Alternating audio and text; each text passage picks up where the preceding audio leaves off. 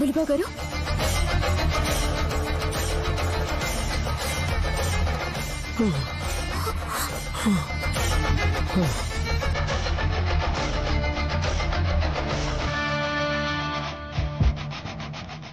ఏమైంది మీకు? అలా చేశారు ఎందుకు? నీ కడుపులో పాముందన్న విషయం నీతో చెప్పకూడదన్నారు గురువుగారు.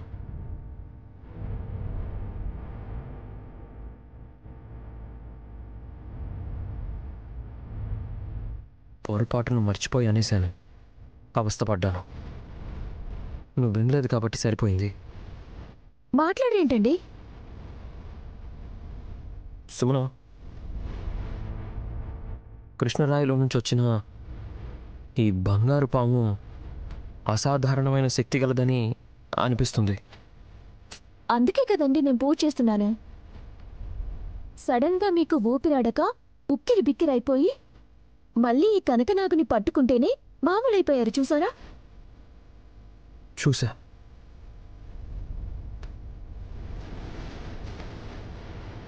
దీని మహిమేంటో ఇంకా లోతుగా వెళ్ళి చూడాలి. ఇటివ్వండి, అష్టోత్తరం చదువుకుంటే నా పూజ అయిపోతుంది. ఆ తర్వాత నాకు ఇస్తావా సుమన? జాగ్రత్తగా జేబులో పెట్టుకుంటాను. దీన్ని ఎక్కడ పడితే అక్కడ పెట్టుకుంటే పాపం చుట్టుకుంటుందంట. ఎవరన్నారు? ఎవరో అంటే మీరు వినరు కదా. మీరు అభిమానించి మా అక్కే చెప్పింది. అయితే బంగారు పాము గురించి నీకన్నా నయని వదినికే ఎక్కువ తెలుసు అన్నమాట. మా తాతయ్య దగ్గర కబుర్లాడుకుంటూ అన్ని విషయాలు తెలుసుకుంది మా అక్క. అందుకేగా పట్నం వచ్చాక కూడా చక్రం తిప్పగలుగుతుంది. ఇటువంటి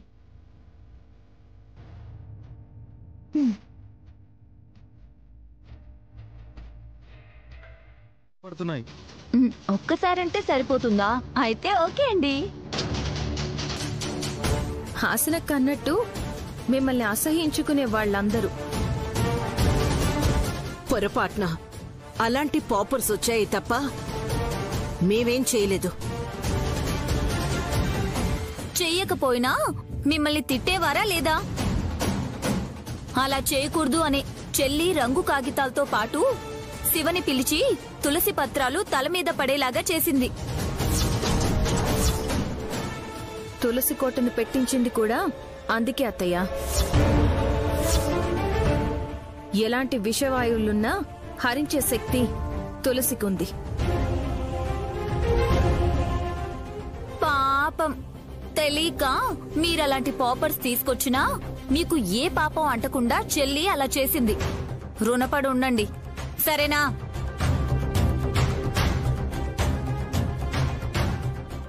చెల్లిదా?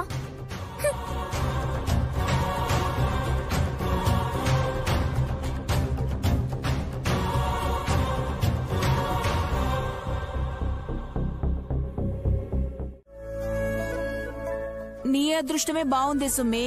బిడ్డ పుట్టక ముందే 2 సార్లు సీమంతం చేయించుకున్నావు. నీ ఉద్దేశం ఏంటి బిన్ని? నేను కనకూడదనా? వినకూడని మాటలు మాట్లాడతావేంటే నువ్వు? మంచి చెప్పినా రివర్స్ లో అర్థం చేసుకుంటావనుకుంటా. చిటిమాత ఎన్ని అంగళ్ళు తిరిగినను లాభం లేదు. ఇదిగో మీరిచ్చిన రొక్కం తిరిగి ఇచ్చి తిని.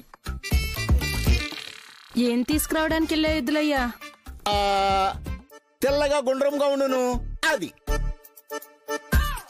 గడిద గుడ్డు అది కూడా చెప్పలేవా?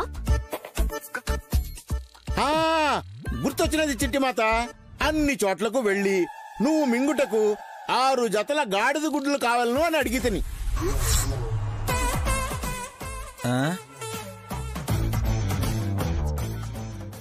ఏమనిరి? యగాదిగా చూచిరి. కొందరు జన్మలో దొరకదని కసురుకొంటిరి.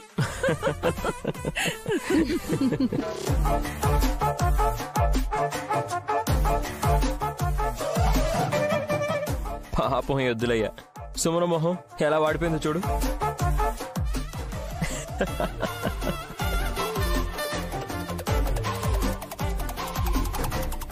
ఏమైంది అలా నవ్వుతున్నావు? చిన్న మరదలు కోడిగుడ్లు తీసుకురమ్మంటే ఎద్దులయ్య వెళ్ళి గాడిద గుడ్లు అడిగాడంట.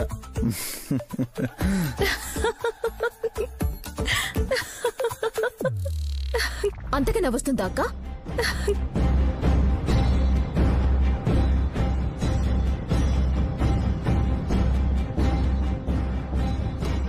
ఎప్పుడు వాడని వారికి ఏం తెలుస్తుందని నువ్వు పని చెప్పావు. గాడిద గుడ్డి ఎక్కడైనా ఉంటుందా?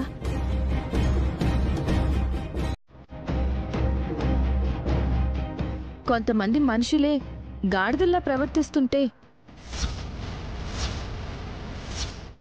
రానున్న రోజుల్లో గాడిద గుడ్లు కూడా దొరకడంలో ఆశ్చర్యం లేదత్తయ్య.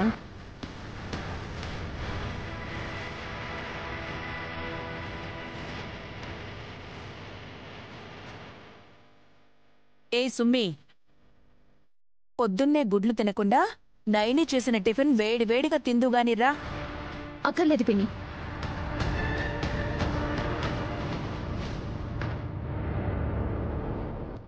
ప్రసాదమైనా తినుసుమనా? ఎక్కడిది? మా అమ్మ తీసుకొస్తుంది. అటు చూడండి.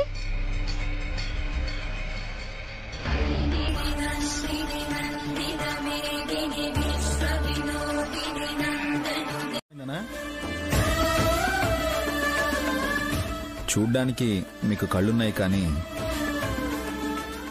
మీరు సరిగ్గా చూడలేకపోతున్నారని చెప్తుంది.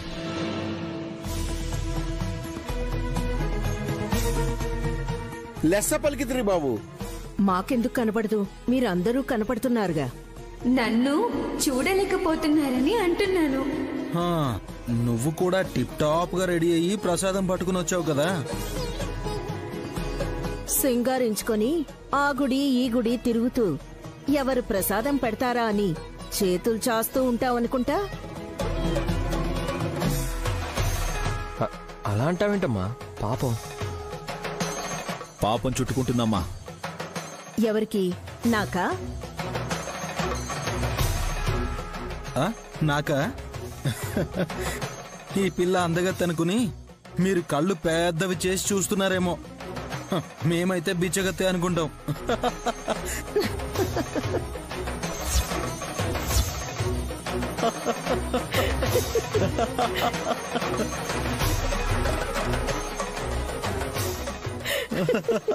అమ్మా, నాలో ఆవేశం పొంగుతున్నది. నాకు వీళ్ళని అవతలికి విసిరేయాలనుందమ్మా. ఓహో, మమ్మీ వీళ్ళిద్దరికి మండిపోతుంది మమ్మీ. ఆ పిల్లనంటే వీళ్ళు ఉడికిపోతున్నారేంట్రా? ఫ్రై కూడా అయిపోతారేమో. Stop it.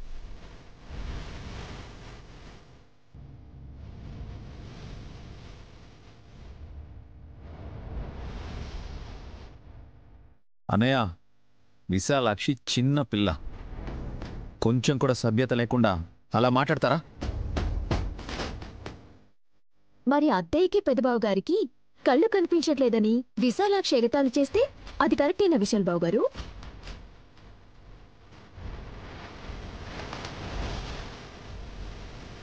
మొహానికుండే 2 కళ్ళు ముఖ్యం కాదు సుమనా. మనోనేత్రంతో జ్ఞాన దృష్టితో చూడాలని విశాలాక్షి చెప్పింది.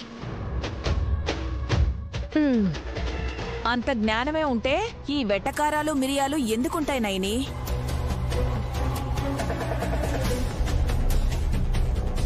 మౌనాన్ని వీడి అనండమ్మా, నా ప్రతాపాన్ని చూపిస్తాను.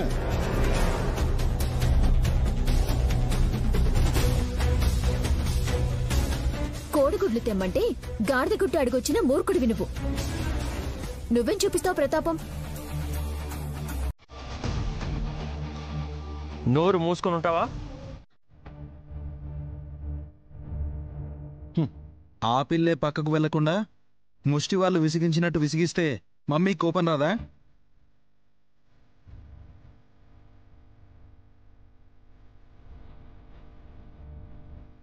అయినా సరే బిచ్చగాళ్ళని హేళన చేయకూడదు. బోలా శంకరుడే భవతి భిక్షం దేహి అని భక్తుల ఇంటి ప్రాంగణాన్ని పావన చేస్తూ ఉంటారు. నువ్వు కథలు చెప్పకు. రే వలప, పదరా.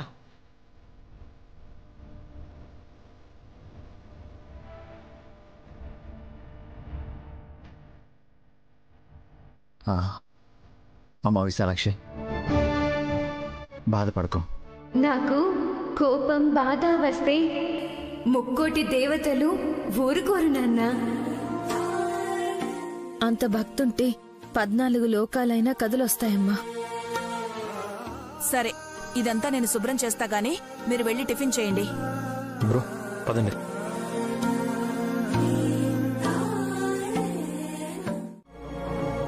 ఎలా? అది నేను చెప్పలేను. తెలీదని చెప్పండి. ఏదో ఒక మాట అనేస్తే నేను దిగులు పెట్టేసుకుంటానని మీరు మానసిక ఆనందాన్ని పొందకండి. ఇదిగో ఇలా అపార్థం చేసుకుంటావు కాబట్టి నీకు ఏం చెప్పినా ప్రాబ్లమే. విశాల్ బాబు గారిచ్చిన 3 కోట్లతో నాకు 3 నెలల అని చెప్పించుకోవటం వెనక ఎంత తెగింపుందో మీకు తెలియదు బులిబాబు గారు. 50 కోట్లొస్తే ఎవరికి ఎంత బాగున్నానో వాళ్ళకిచ్చేస్తాను. డబ్బులిస్తావు కానీ రుణపడిపోయి ఉంటావు. దాన్ని తీర్చుకోలేవు. ఆ సంగతి గుర్తుపెట్టుకో.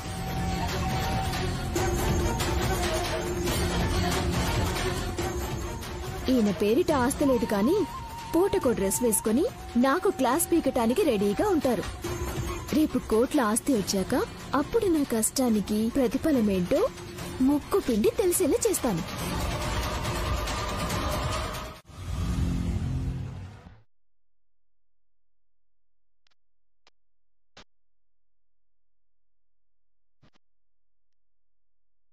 మమ్మీ, ఎలా ఉన్నాను? ఆరోగ్యంగానే ఉన్నావు లేరా? అబ్బా, అది కాదు మమ్మీ. స్టైలిష్గా ఉన్నానా లేదా అని అడుగుతున్నాను. బాడీ ఫిట్గా ఉండి ఫిట్నెస్ ఉంటేనే చక్కగా రెడీ అవ్వగలుగుతాం.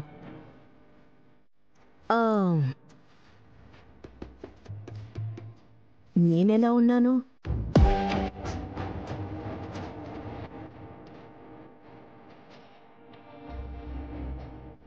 వావ్, స్టార్ హీరోయిన్కి అమ్మలా ఉన్నావు మమ్మీ.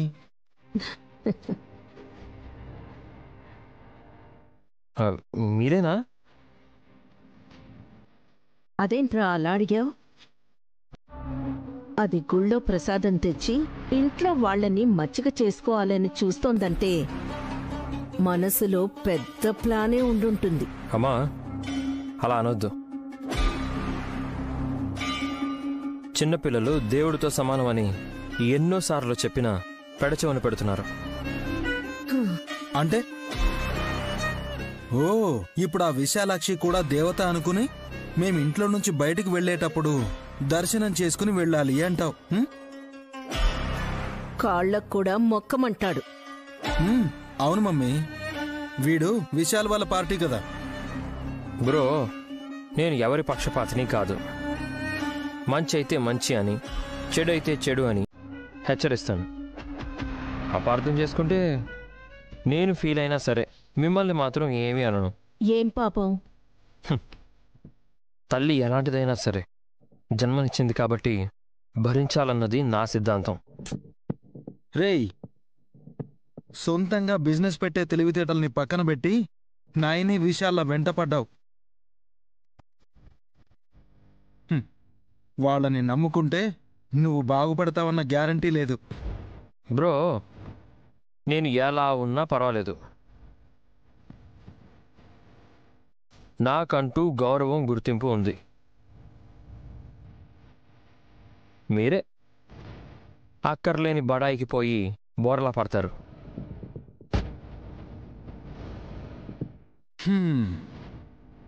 చూసావా మమ్మీ ఏమన్నాడో?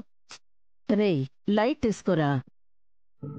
వాడన్నంత మాత్రాన మన బుర్రకెక్కుతాయా ఏంటి? నేను టచ్అప్ చేసుకుని వస్తాను, నువ్వు ఫైల్ చూస్తుండు. సరే మమ్మీ.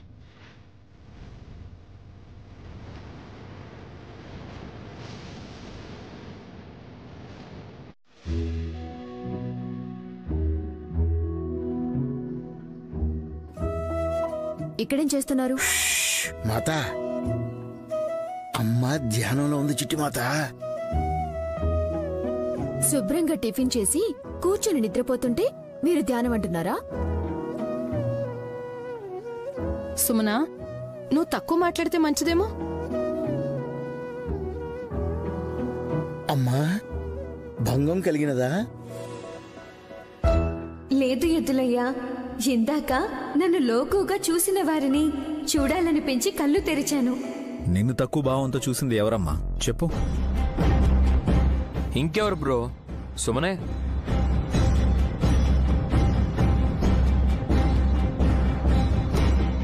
నన్నంటారేంటి మీరు? నేను విశాలాక్షిని ఏమనలేదు.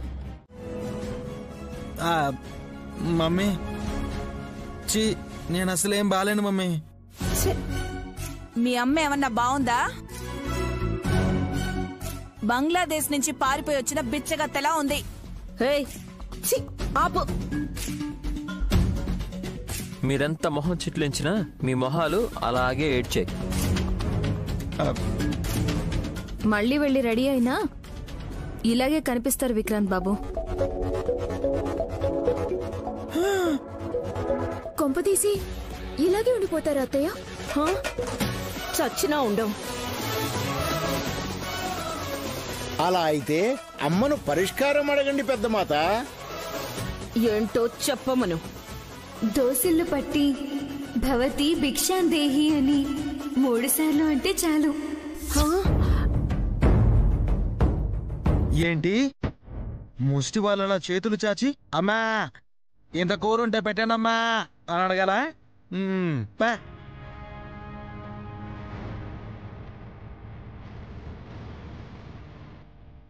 లేనిదే అడుగుతుంటారు, కడుపు నింపుకోవాలని అర్థిస్తారు.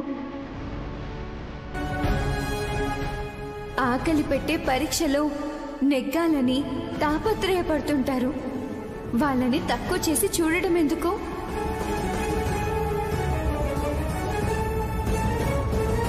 చెయ్యి చాచడం అంటే పరమేశ్వరుడు ప్రసాదించిన ప్రకృతిని అందుకోవడమే.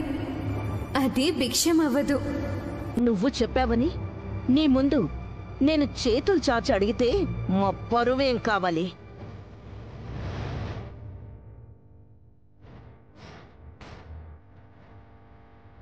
పరువు అనుకునే కొద్దీ మీకే బరువు. ఆలోచించండి. క్షణం కూడా ఆలోచించాం. నేను అంటే అత్తయ్య నాకంటే మొండిది. అడగరు, చేయి చాచరు. బిజినెస్ డీల్ అయినా క్యాన్సిల్ చేసుకుంటాం గానీ ఈ పిల్ల ముందు మేము చిన్నతనంగా ఉండలేము. రేయ్, లోపల పదరా.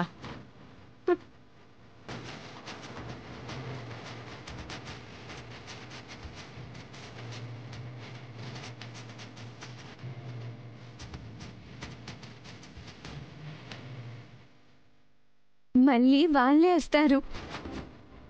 వెళ్ళింది రావడానికే.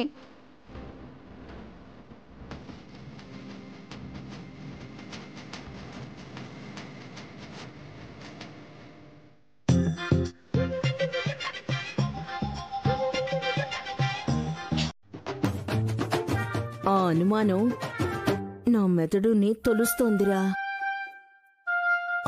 అమ్మా, మా దగ్గర తల్లే కొంచెం బిర్యానీ కాస్త చికెన్ ఉంటే పెట్టండి అమ్మా. ఆపు, పో పక్కకి. చూసావు మమ్మీ, మనం ఇలా అడుక్కుంటేనే కదా మనల్ని ముష్టి వాళ్ళు అనేది. బిజినెస్ డెలిగేట్స్ తో హుందాగా మాట్లాడితే ప్రాబ్లం ఎందుకు వస్తుంది?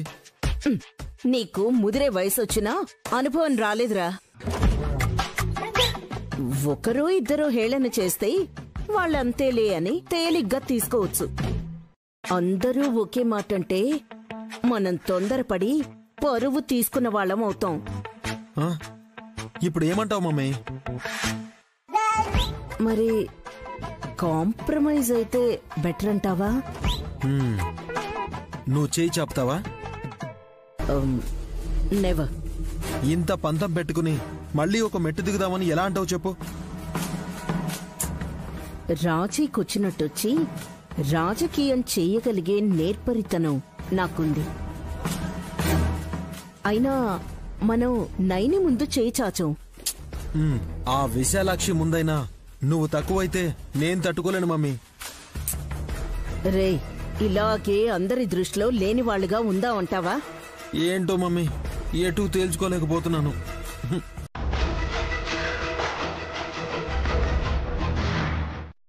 మంచి జరుగుతుందనుకోండి అత్తయ్య. అమ్మా తినండి.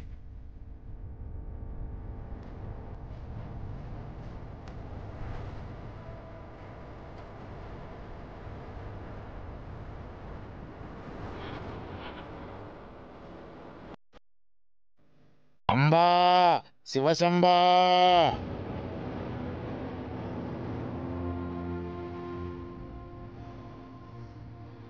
డమ్మో డమ్మ. అమ్మని సాగరం పోస్తాం. వెళ్ళొస్తానమ్మా. మంచిదమ్మా. ఇంకా ఇక్కడే ఉన్నారేంటొదినా? వెళ్ళి స్నానం చేయండి.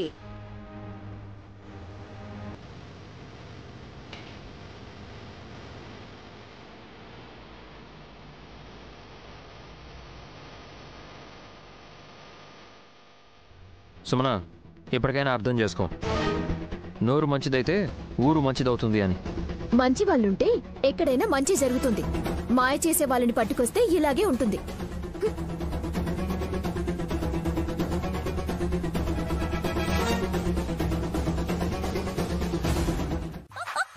ఏం గుర్తొచ్చిందని అలా నవ్వుతున్నావక్క? మర్చిపోయి ఉంటే గుర్తు చేసుకునేదాన్ని చెల్లి. దుర్దపెన్ని చెప్తుంటే నాకు నవ్వు వచ్చేసింది. ఏం చెప్పింది? అత్తయ్య మా ఆయన ముష్టి వాళ్ళలా తయారయ్యారంట కదా. అయ్యో అక్క, అందుక నువ్వు నవ్వేది? విన్నారంటే గొడవ చేస్తారు. కొత్తిమీర పచ్చడి కూడా చేయలేదు ఆవిడ, గొడవ చేస్తుందా? ఆ టైంకి నేను లేను కాబట్టి సరిపోయింది. ఉండుంటేనా ఎగిరి వాళ్ళు పట్టుకున్న బొచ్చె మీద తన్నుండేదాన్ని. వచ్చారు. వచ్చేసారా? అయ్యో, కోప తీసి విన్నారా ఏంటి? బాబుగారు వచ్చారక్క. ఆ మాట ముందు చెప్పేంటి చెల్లి? అమ్మవాళ్ళు వచ్చారనుకున్నావా వదినా? వస్తే ఏంటి విశాల్, నాకేమైనా భయమా? మీరున్నారు, విశాలాక్షి అమ్మవారు అండగా ఉన్నారు. ఇప్పుడు అమ్మ అన్నయ్య వాళ్ళకి భయం పట్టుకొని ఉంటుంది. ఎవరంటే? మనల్ని చూసి కాదు, విశాలాక్షిని చూస్తే టెన్షన్ పడతారు అంటున్నా. ఇంకో 2 రోజులు ఉండమనాల్సింది విశాల్. ఇక్కడే ఉండిపోమని కూడా చెప్తూ ఉంటాను. కానీ శివ పూజలుంటాయి నాన్న, శ్రీశైలం వెళ్ళి రావాల్సిందని చెప్తూ ఉంటుంది. విశాలాక్షి మీద అత్తయ్య వాళ్ళు కక్ష కట్టారు కదా బాబుగారు. కొద్దిసేపు వాళ్ళని అలా మార్చినందుక. ఓం నమ శివాయ అనుకుంటూ ఇంటికొచ్చే విశాలాక్షి గనుక ఏ మాత్రం హాని చేసినా అత్తయ్యని క్షమించేదే లేదు. ఇప్పటికే తను చేసిన పాపాలు నేరాలు అన్ని ఇన్ని కావు.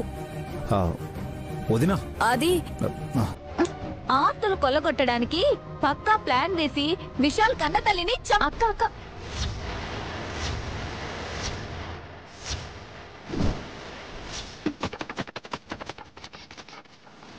ఇదేంటి?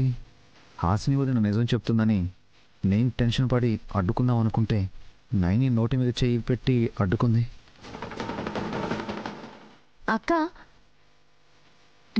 ఏదన్నా మనసులో దాచుకోకుండా గుండె బద్దలు కొట్టినట్టు చెప్తావని నాకు తెలుసు.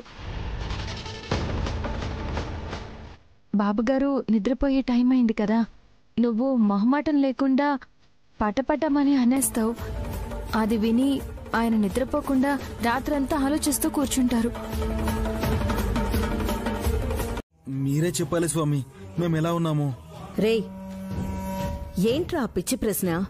నిన్న మనం బిచ్చగాళ్ళలా కనిపించామని ఇంట్లో అందరూ నవ్వుకున్నారు కదా మమ్మీ. అఖండ స్వామికైనా సరిగ్గా కనిపిస్తున్నామో లేదో అని అడుగుతున్నాను. నేను సర్వం చూడగలను వల్లభ. అంటే స్వామి, మేం బట్టలేసుకున్నా గానీ స్కాన్ చేయగలరా? ఇడియట్, నీకర్థమై చావదు. సైలెంట్గా ఉండు, నేను మాట్లాడతాను. స్వామి, మీకు కొత్తగా చెప్పాల్సిన అవసరం లేదు. ఇంట్లో విచిత్రమైన సంఘటనలు జరుగుతున్నాయంటే గాయత్రక్క ప్రభావం ఉందనే నమ్ముతున్నాను. ఆ ఇంటి దేవత గాయత్రీదేవి, అందరి దేవత విశాలాక్షి అమ్మవారు. ఎవరి ప్రభావం వల్ల మీరు ఎక్కువగా ఇబ్బంది పడుతున్నారో గ్రహించి పరిష్కారాన్ని అడగండి. అరే, అమ్మవారు మనల్ని ఏం చేస్తారు మమ్మీ? అయినా మనం దేవుళ్ళ జోలికి వెళ్ళాం, వెళ్తే మనం ఉండం. గాయత్రీదేవి ఉన్నా సరేరా మనల్ని ఉండనివ్వదు. అందుకే ముందు గాయత్రక్క జాడ తెలుసుకుంటే మనకున్న సమస్యలన్నీ తొలగించుకోవచ్చని స్వామివారి దగ్గరకొచ్చాము. అమ్మ ఆర్తనాదం మీకు వినిపించింది కదా స్వామి?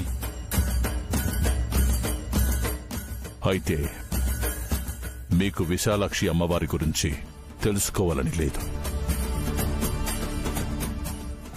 వద్దు స్వామి. మూర్ఖులు మీరు.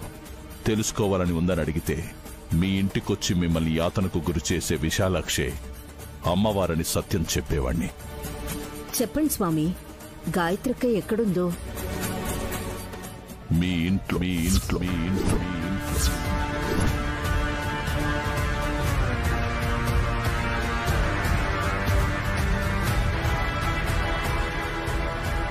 పెద్దమ్మ కూడా ఇంట్లో గది ఏర్పాటు చేశారా మమ్మీ? నువ్వాగరా. ఇంట్లో ఎక్కడుంది స్వామి గాయత్రక్క? ఇంట్లో ఉందని అంటే మీ చిన్న కోడలు సుమన వల్లే తన జాడ తెలుసుకునే అవకాశం ఉందని అర్థం. తిలోత్తమా, అలాగే స్వామి. ఎలా కనుక్కోవచ్చు? తన కడుపులో బిడ్డ ద్వారా. అంటే మమ్మీ కడుపులో... హే ఆగు, చెప్పకూడదని తెలీదా? చెప్పకుండా ఉంటే స్వామికి ఎలా తెలుస్తుంది మమ్మీ? నాకు సర్వం తెలుసని చెప్పాను కదా వల్లభ. అంటే సుమనకు పుట్టబోయే బిడ్డ గురించి కూడా తెలుసా మీకు? తెలుసు కాబట్టే చెప్తున్నాను. తన కడుపులో బిడ్డ గురించి తెలియనిది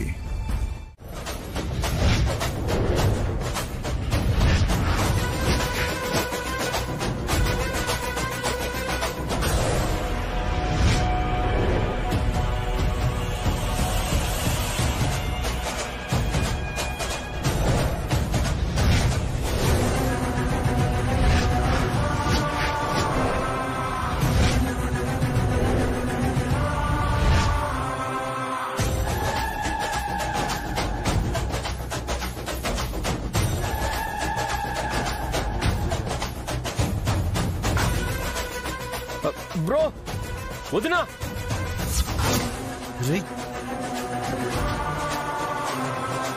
ఎక్కడున్నారు? హాల్లోకి రండి. వదినా,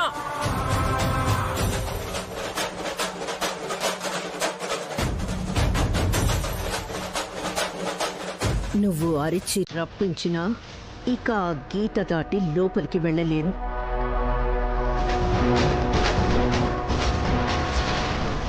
విశాలాక్షమ్మ తల్లి, ప్రయోగం దుర్భర ఫలితాన్ని ఇవ్వకముందే అడ్డుకోవాలి. త్వరగా చేరుకునే శక్తిని ఇవ్వమ్మా. వదినా, బ్రో రండి త్వరగా. ఏమైంది? ఎందుకు అలా కేకేశారు విక్రాంత్ బాబు? ఒకసారి చూడండి వదినా.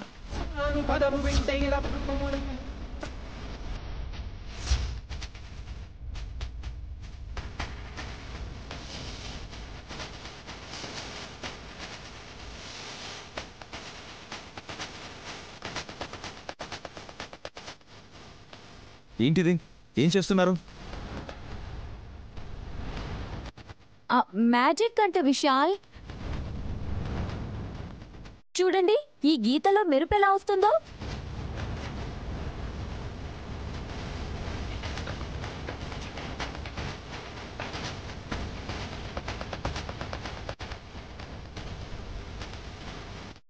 ఇది మ్యాజిక్ కాదు, మోసం మోసం మోసం.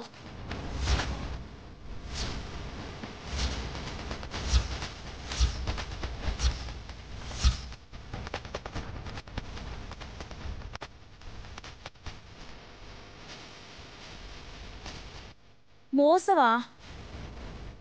ఏం మోసం చేశాం?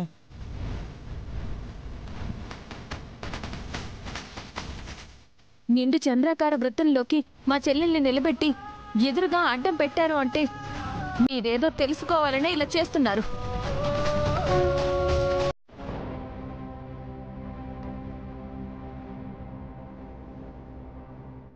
మ్యాజిక్ లేదు, ఏమీ లేదు. చిట్టి తల్లులు రండి.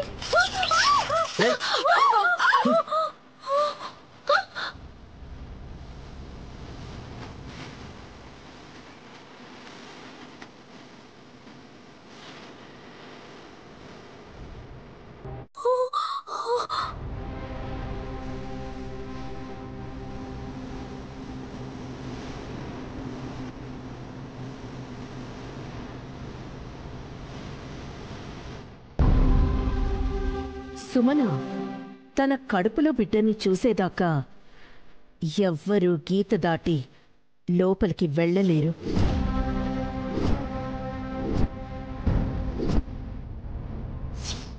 అమ్మా ఏంటిది? Stop it.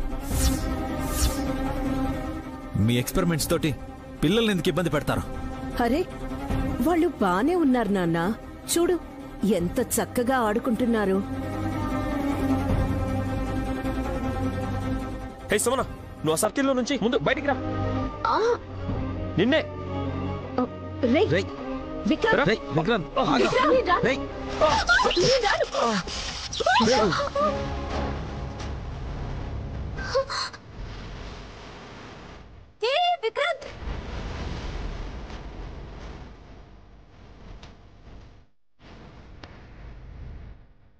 విక్రాంత్ ఏమైంది?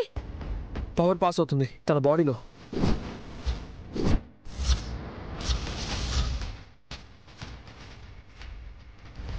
షాక్ తగిలినట్టే వదిలేశాను వదినా. My God. అత్తయ్య దయచేసి ఈ ప్రయత్నాన్ని మానుకోండి. చిన్నపిల్లలకి ఏదైనా జరిగితే నేను తట్టుకోలేను. వాళ్ళకి ఏమీ కాదని చెప్పారు. ఎవరు చెప్పారు? అఖండ స్వామి, అఖండ స్వామి, అఖండ స్వామి.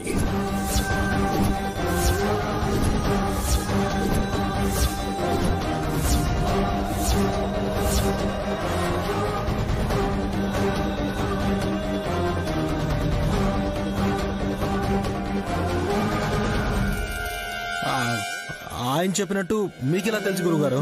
మూర్ఖుల పట్టు గట్టు కన్నా గట్టిది. అఖండ స్వామిని మీరు కలవడమే తప్పు.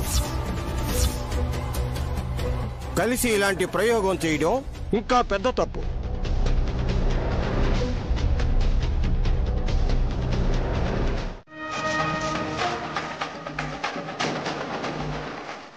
ఇక నా బిడ్డ నాకు కనిపిస్తుంది. ఈ బిడ్డల ద్వారా నా బిడ్డ బింబాన్ని చూడబోతున్నా.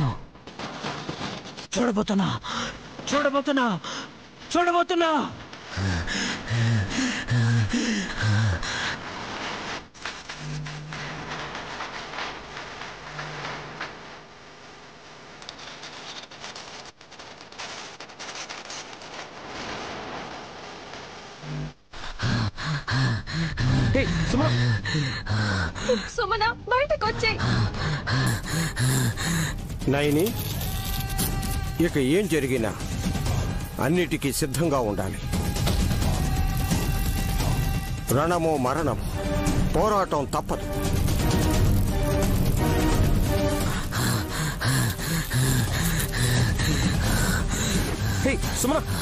విశాలాక్షమ్మ తల్లి, నిన్ను నమ్ముకున్న మాకు అన్యాయం చేయకమ్మా. అన్యాయం చేయకు.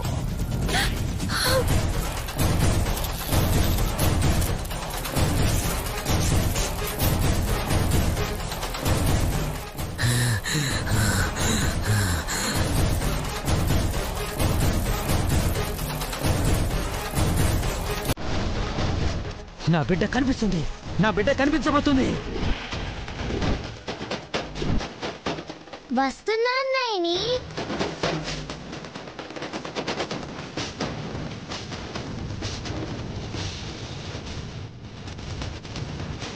శివ వస్తున్నాడు. శివ, విశాలాక్షి అమ్మవారు నన్ను ఆదేశించారు బుల్లబ్బాయ్.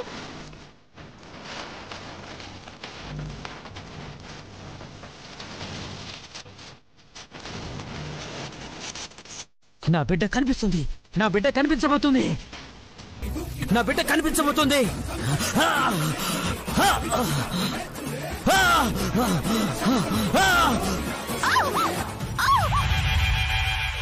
సుమన, పిల్లల్ని తీసుకెళ్ళండి. అయ్యో సుమన, సుమన, సుమన.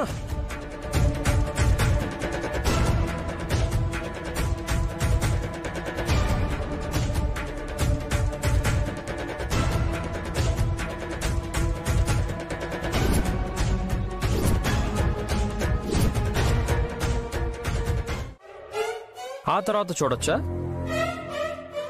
అందరూ చూడగలుగుతారు బులిబాబు గారు. ఎలాగా అంటే గరుడ పంచమి, నాగపంచమి రెండూ అదే రోజు వచ్చాయి. ఆ ముహూర్తాన్ని నాకు కాన్పోతుంది. నీకు నువ్వే అనేసుకుంటే అయిపోతుందా? పెద్ద బొట్టమ్మ చెప్పిందని మీతో చెప్పలేదా? ఓ, మా అక్కతో చెప్పాను కదూ. చిట్టి, చనిపోయిన వాళ్ళ గురించి ఇప్పుడు చెప్పి కంగారు పెట్టించుకు. నీ డెలివరీ ఆ రోజైతే ఇంకా మంచిదే. నీ కోరిక తీరుతుంది కూడా. అవునక్క, ఆ సంతోషకరమైన గడియ కోసం నేను 1000 కళ్ళతో ఎదురు చూస్తున్నాను. నువ్వు ఆ దృశ్యం చూశాక ఎలా ఉంటావో ఏంటో. విక్రాంత్, పక్షం రోజులు టైం ఉంది. అప్పటిదాకైనా మనశ్శాంతిగా ఉండండి ప్లీజ్.